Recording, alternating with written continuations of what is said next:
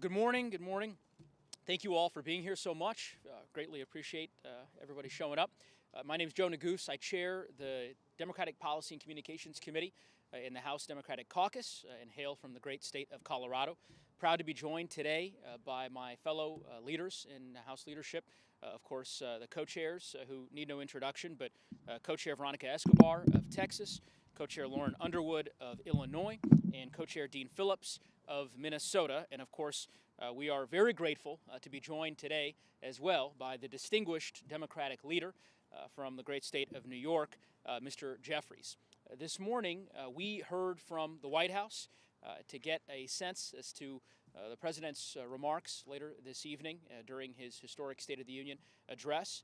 I believe that we are going to hear the President deliver tonight a message that is hopeful and that is optimistic about the future of our great country. I believe we'll hear a message that is rooted in discussing the various ways in which the House Democratic Caucus, working in tandem with our colleagues in the Senate and with the White House, have delivered for the American people. Delivered in terms of historic job growth, delivered in terms of lowering health care costs, delivered for veterans in enacting historic health benefits for our nation's veterans, delivered on bipartisan gun safety violence prevention legislation that was enacted just last year.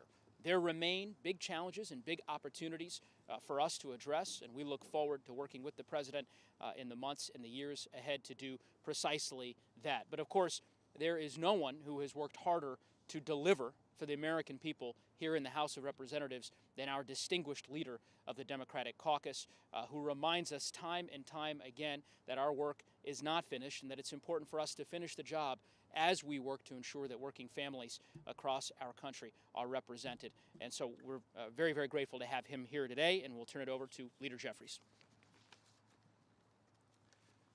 Thank you, Chair Neguse. Good morning, everyone. An honor and privilege to be here with all of you and with Chair Neguse and Co-Chair Escobar, Co-Chair Underwood, and Co-Chair Phillips. Collectively, the DPCC is doing an extraordinary job in making sure that we continue to communicate with the American people, both what we've done as well as our vision for the future. Tonight at the State of the Union address, as House Democrats, we're excited to welcome President Joe Biden once again to the chambers of the House of Representatives to speak directly to the American people. Yes, about our accomplishments, the American Rescue Plan, the Infrastructure Investment and Jobs Act, the CHIPS and Science Act, gun safety legislation for the first time in 30 years, the Respect for Marriage Act, the PACT Act to stand up for our veterans, and certainly the Inflation Reduction Act to strike a dramatic blow against the climate crisis, set our planet on a sustainable trajectory forward, stand up a clean energy economy, lower energy costs, strengthen the Affordable Care Act, drive down the high price of life-saving prescription drugs, including capping insulin at $35 a month for millions of seniors across the land. It's a track record of extraordinary accomplishment, and we'll share that continuously with the American people, not to say reward us, but to say trust us. We have your back. President Biden, Democrats in the House and the Senate will continue to work hard to put people over politics, to deliver real results for everyday Americans. And at the same time, we recognize that there is more work that needs to be done. And it's my expectation that President Biden will thoroughly and thoughtfully lay that out for the American people. We're going to build upon our track record of success and continue to fight for lower costs, for better paying jobs, for safer communities, to make sure we stand up for middle-class Americans, for working-class Americans, for seniors, for young people, for veterans, and for all of those Americans who aspire to be part of the great American middle class. President Biden is a blue-collar president. He's a pro-union president. He's a pro-middle-class president. It's in his bones. It's in his DNA. It's in his background. That is who Joe Biden is. That is who House Democrats are. And that is who we will continue to be in delivering for the people. Thank you, Leader Jeffries. Appreciate your leadership. Buenos días a todos. Es un placer estar aquí con mis colegas para hablar sobre todo lo que hemos hecho como demócratas para americanos en cada lugar, en cada comunidad. It is such a pleasure and privilege to be here with my colleagues. We are excited about tonight's State of the Union address and to hear from the President of the United States about how Democrats deliver. As we begin the month of February, let's look back on the first month of Republicans and what they have done as they have had their opportunity to lead in the House. They told us that they wanted to fight inflation. We saw out of the gate they were fighting each other. They told us that they wanted to help rebuild America. They have focused instead on tearing down the IRS, on resolutions about socialism, nothing that helps the American people, while Democrats continue to focus on delivering for the American public. We are going to hear from the President about the great work that we've done, not just over the last 2 years, but the work that we expect to do ahead. And we are willing to work with any Republican when and if they decide to put the American people first. We will continue to be the party that will be the adults in the room, the party that looks to uplifting every single American, and we will fight, though, the chaos and the extremism at every turn as it seeks to harm communities across the country. I was just meeting with the Socorro Independent School District from my community, hearing about the needs for broadband and for fundamental infrastructure to help kids learn. And I was excited to tell them about the bipartisan infrastructure law and the investments that we are going to be making in our kids, in our future, in these school districts that are on the front lines of creating a competitive America. Meanwhile, the Republican Party is talking about domestic cuts and ways to erode gains in communities like my own. Tonight, my guest will be El Paso County Attorney Joanne Bernal, who has been on the front lines of defending El Paso County against Republican attacks and efforts to limit local control. El Paso County, she as a prosecutor has been on the receiving end of the American Rescue Plan funds that funded badly needed prosecutors for my community. So I am excited about the contrast that we will continue to see that tonight as the President lays out not just what we've accomplished, but his vision for the future so that Americans across the country know who's in their corner and who delivers, and that is Democrats. Thank you all. Nice job. Well, good morning, everybody. Thank you so much for joining us. Tonight, we're welcoming President Biden to Capitol Hill and celebrating the accomplishments that we have made together on behalf of the American people. Because Democrats deliver on our promises. Over the last 2 years, we've made historic investments in our infrastructure and created millions of better-paying jobs. We've made health care more affordable. We passed my legislation lowering premium prices for millions of Americans. We've given Medicare the power to negotiate lower drug prices, and we've made sure that no senior would have to pay more than $35 a month for their insulin. We've delivered on our promises to get health care to veterans facing the impact of toxic exposure and to build high-speed broadband across the country. The list goes on and on. Now, Democrats have been delivering for the American people, but we also have to be on defense. This extreme Republican majority is pushing an agenda that will devastate our communities, but Democrats are here to defend the people we represent. We passed legislation to protect the right to marry who you love, no matter their gender or race. While they try to stop us from making our own decisions about our bodies and our futures, Democrats have made it clear that we will always defend reproductive rights. And while this extreme Republican majority tries to pay for more tax cuts for billionaires and corporations by slashing Social Security and Medicare, Democrats will fight to defend these vital programs and the right to retire with dignity. My guest tonight is one of those Americans, and I'm so excited for you all to meet her. Cindy Mundell from Naperville, Illinois, is a cardiac ICU nurse who served our community for more than 30 years. She's the definition of a helper, and I am so honored to be welcoming her right here to the United States Capitol later this evening. Cindy, like millions of Americans like her, earned her retirement through decades of hard work. The cuts that Republicans are suggesting would turn her entire life upside down, but I'm here to say, not on my watch. So, as we welcome President Biden to the Capitol tonight, our message is this: Democrats deliver and Democrats defend. For people like Cindy and for people all across our communities who are counting on us to do this work. Thank you again for joining us today, and I am delighted to introduce my colleague on the DPCC, Congressman Dean Phillips. Hi, everybody. When President Biden was elected, he promised to restore competency and reduce chaos, and to restore the soul of our nation. And I want to say that again, to restore the soul of our nation.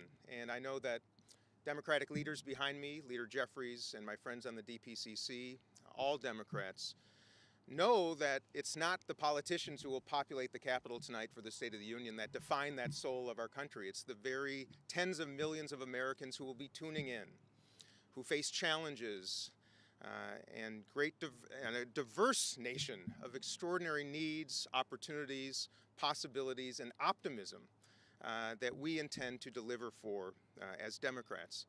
And that's true from Brooklyn Park, Minnesota, that I represent, all the way to Brooklyn, New York, that Leader Jeffries represents. It's also the guests that we're bringing tonight. And I would ask if you have some moments over the course of this afternoon and tonight, maybe spend a little less time with us and a little bit more time with our guests. They are the soul of our country. My guest tonight is Sheriff DeWanna Witt of Hennepin County in Minneapolis, whose life story and remarkable path to her position is worthy of your time. And I ask that you visit with her today and this afternoon to learn about her, what she represents, the possibilities that she represents, and how we as a country can come together over ensuring that we bring safety to everybody and not just to some.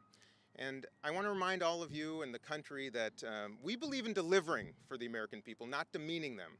We believe in defending American freedoms and not destroying them. We believe in constructing bridges, not burning them. We believe in lifting people up, not leaving them behind. We believe in decency and not division, in cooperation and not confrontation.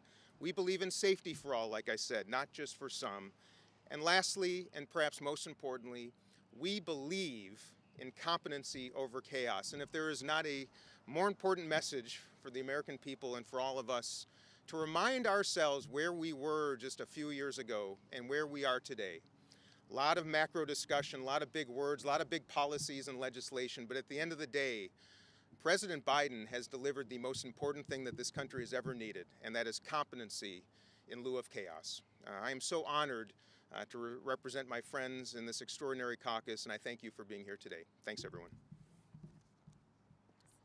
Just getting very excited for Dean Phillips' ABCs of Democracy. Taking the lead from Leader Jeffries. He's pretty good. So we'll take a couple of questions. Bottom line, as you all know, Democrats deliver for working people, and Democrats will defend American values each and every day under the leadership of Leader Jeffries and President Biden. So with that, we'll take a few questions. Yeah. There was a poll out this weekend from the Washington Post ABC that said 60% of Americans thought Biden has only achieved very little or nothing at all. How do you square that with all these accomplishments you just listed? What things are you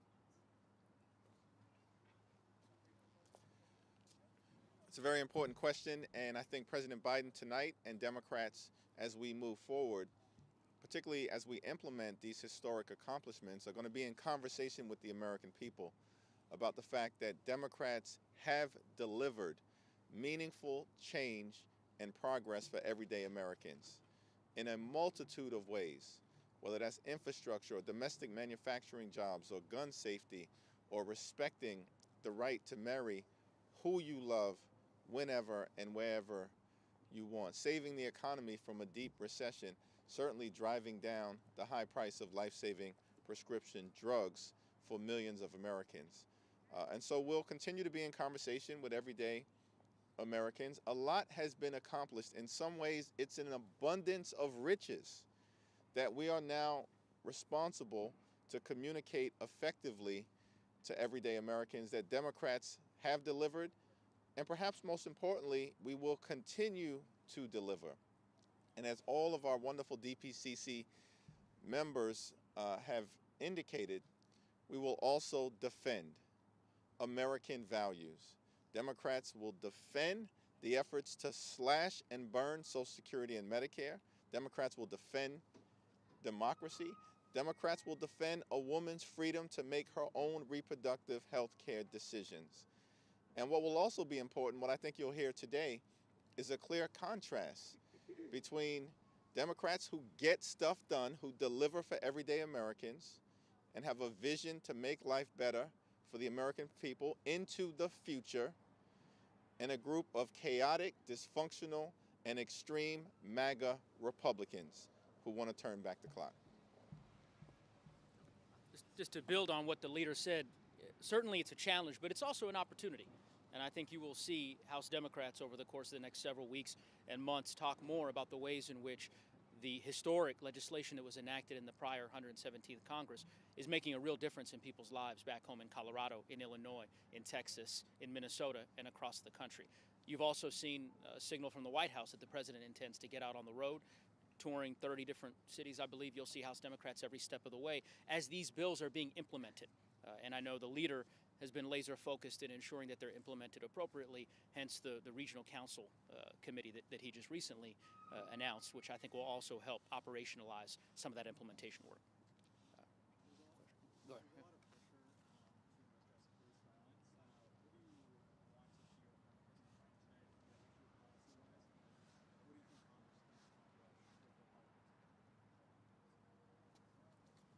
Well, it's my understanding that President Biden will speak to the issue of safer communities, strengthening the relationship between the police and the community, making sure that there is accountability, and that's important, and I think he'll talk about that today, and also leaning into the notion that this shouldn't be a Democratic issue or a Republican issue. Strengthening the relationship between the police and communities all across America should be an American issue that both sides of the aisle, both sides of the Capitol should lean into.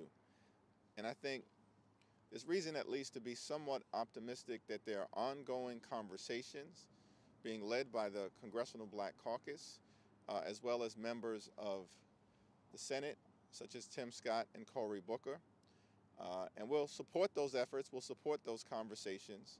I think the President and the administration are prepared to do the same, and hopefully we'll be able to do something meaningful to address the legitimate concerns that exist across America with police violence, while also making sure we lean in to strengthening the ability for law enforcement to provide for safer communities. The overwhelming majority of police officers that I encounter back at home in Brooklyn and throughout New York City are hard-working individuals who are in the community to protect and serve.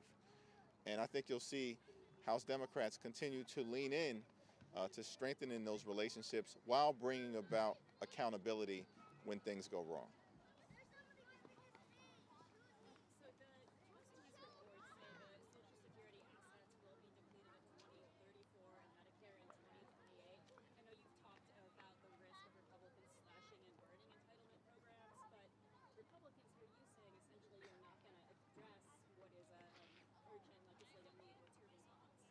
Dean? Our response is that we are pragmatic and we're focused on solutions, problem solving. And yes, we got a problem. We got to solve it.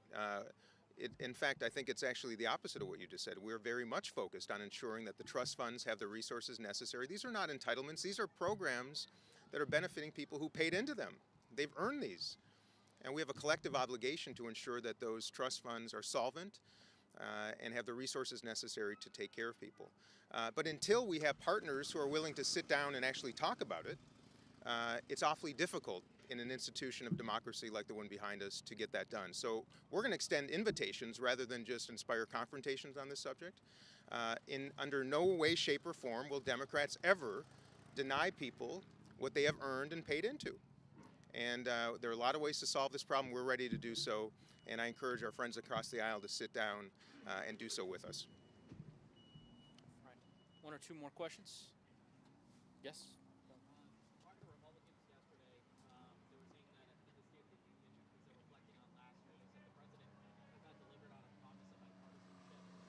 They said that Democrats, coming into this year, obviously, that's listed some of the accomplishments that Democrats have been able to come out. Do you think realistically, especially with things like the debt ceiling that's right now a big topic, do you think that there is a realistic future working hand in hand with Republicans, especially in the House, to get them across the finish line? I'm going to turn to my colleagues. I would just simply say I think the leader has been very clear, Leader Jeffries, that we would extend a hand to the Republicans to offer to work with them in a collaborative way to address the consequential challenges that we face as a country. There will be multiple opportunities to do that. The FAA reauthorization, the Farm Bill perhaps being two salient examples. What we won't do is engage in political games over the debt ceiling, which clearly is what the Republican Party in the House is focused on right now, and put the full faith and credit of the United States and the sacrosanct commitment that we have to pay our debts, in addition to our status as the world's reserve currency, all on the line so that they can engage in potentially draconian cuts to Social Security, to Medicare, incredibly important programs. So I think that we will always be working towards trying to find a bipartisan solution to some of these challenges, but ultimately it'll take a governing partner to do that, and the Republicans, as Congressman Escobar articulated in the beginning, it doesn't seem like they're particularly inclined to do that. So hope springs eternal. With that, I'll turn it over to Co-Chair Underwood. You know, that kind of statement lacks a lot of credibility. When we say Democrats deliver, it's because we did it.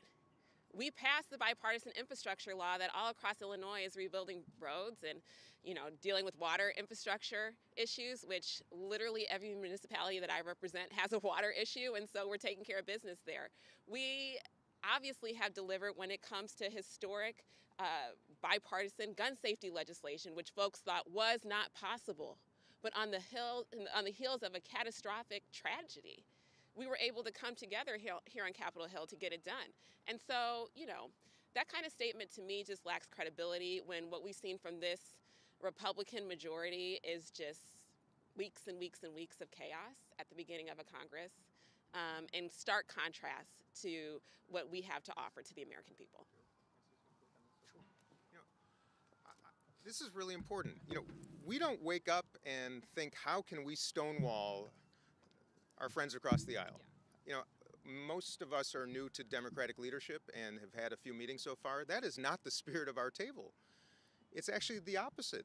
It's where can we find ways to work together, because that is our responsibility. I believe I'm the only member of leadership on either side of the aisle that's also a member of the Problem Solvers Caucus. I sit with my Republican colleagues every single week, the ones who are willing to actually try to find a path forward. So I think bipartisanship is it is important. I think the president has tried his darndest to inspire it, but bipartisanship cannot occur when one party has a seemingly a mandate to stonewall consistently, no matter how important. So we're wanting to. I don't know any friends on my side of the aisle who are not willing to work with anybody that wants to solve these problems. If my colleagues on the DPCC and I here can inspire nothing else in this entire Congress but for working together, then we will have failed. And I know that's the spirit of Leader Jeffries and so many of us. And that's our invitation. And I hope that's the spirit of tonight as well. Last question. Yes. On that note, last night McCarthy told reporters that he believed it would not be appropriate if Joe Biden used the language extreme MAGA Republicans. Do you expect the president to use that sort of language tonight? Well, you know, obviously have not previewed his speech for tonight, and I understand where Speaker McCarthy is coming from. And if anyone has extended an olive branch to rebuild relationships and to create pathways for unity, it's been President Joe Biden. But I will tell you, the elephant in the room, and something that Speaker McCarthy cannot wave away or pretend doesn't exist, is the fact that the Republican Party of yesterday, of the Republican Party of a decade ago, a generation ago, it doesn't exist anymore. As we saw in that week that it took for the speaker election to take place, and the reason why Congress is off to such a slow start is because of the chaos that ensues when the most extreme voices gain control of a political party. That is why bill after bill after bill that's come to the House floor has had absolutely nothing to do with addressing the challenges that we face as a country, challenges that we all stand ready to work alongside them with. And so, you know, I expect President Biden's speech tonight to call on our better angels, call on us to work together, but it also has to reflect the reality of the challenge that comes with the obstructionism that the most extreme voices have brought to this institution. And so, as all my colleagues have mentioned, we stand here ready to continue to deliver for the American public, but also to defend against those extremist voices, whatever they are called at the end of the day. Thanks, everybody. Thank you all for coming out. Stay warm. Bye. See you later. Thank you all. Great job.